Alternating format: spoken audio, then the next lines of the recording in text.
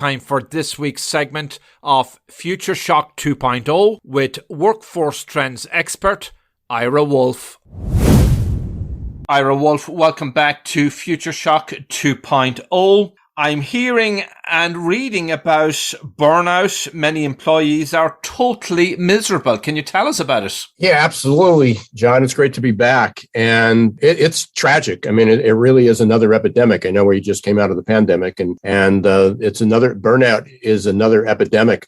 The Gallup group, which most people would recognize, they just released their State of the Workplace report to 2022, and it's pretty devastating. What they found was that, 19%, as you indicated, 19% of the workforce is miserable, and it's pretty tragic. So they ask a number of questions. One of them I found really amazing. How many people were stressed yesterday? And there were thousands and thousands of people in this survey. How many people were stressed yesterday? And the number was that 49% indicated that they were not thriving and not engaged, and also stressed to a very high level. So that only 21% of all the employees that they surveyed were engaged. There were 33% that said they were thriving.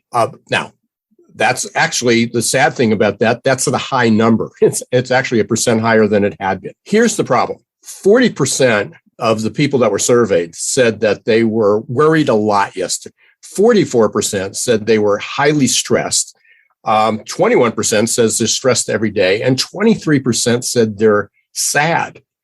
There was 24% that also said that they were not only angry, but they weren't thriving and not engaged. The people who were stressed, almost half of them are not thriving or not engaged. And when you look at the numbers of why people leave, why do we have this great resignation, the great reshuffle, the great reevaluation?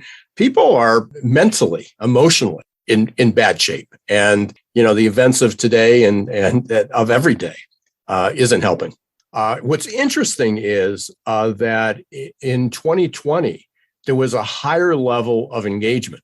There was a higher level because companies tend to, although there was a whole group of people that were sort of lost with the pandemic and trying to figure things out, they felt that their organizations, their businesses, their leaders reached out to them. They felt there was a better sense of belonging during the pandemic. And now that we've gone back to work, and many organizations, especially, Wall Street seems to be going against a trend in banking and financing is no, everybody has to come back to work. I don't know where they're getting their data from, or whether this is personal feelings that we need people back to work, but it's not a good move because ultimately there was a group found that for people that were coming back to work, that there was a higher level of stress for those people. And for the people who never left work, this was interesting. The people who never left work, there was a 50% increase